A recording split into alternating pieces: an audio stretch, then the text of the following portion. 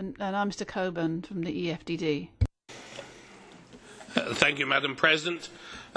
This report includes more calls for gender quotas, more EU red tape and box ticking for educational institutions on gender equality, when teaching should be a priority, and it even has a call for an annual European award for gender equality. I am sure the hundreds of thousands of people using food banks will be grateful that we are using money so well. But the best comes from the tabled amendments. Amendment 20 states that decisions made by students can contribute to gender-based segregation in the job market. So are we going to get the EU to blame school children for gender inequality now? Amendment 39 says that men need to be more closely involved in caring for children, and there should be a redistribution of tasks of care within the family. The EU has absolutely no right to interfere in the private lives of marriages, partnerships and families. Amendments 105 and 108 call for information campaigns about combining a career with starting a family, and Amendment 137 calls for schools to prepare boys and girls for their respective roles within the family.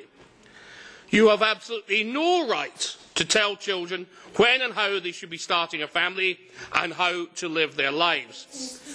Amendment 132 is a classic, I have to say. It recommends introduction of feminist self-defence and assertiveness classes. Yeah. Well, what on earth is feminist self-defence? Young people learning self-defence and discipline is a laudable goal, but I don't know why you'd want to include political propaganda with it. Absolutely balmy. And finally, Amendments 141, 143 and 161 all call for sex education in schools. The EU, ladies and gentlemen, has no right to interfere with the education systems of member states. And thankfully the EU has no competence, which I say both figuratively and literally, on education policy. Which MEPs would do well to remember before adopting this report and its crazy amendments? We have, first of all, Mrs. BECERRA. Please be quick. This is your second chance. Very briefly, to Mr. Coburn and to Ms. Petit. The difference between the whole process behind the report, the point we're at now, is now we have the 2015, 2016, 2020 strategy approved. This on equality. That's the framework, the context we're working in.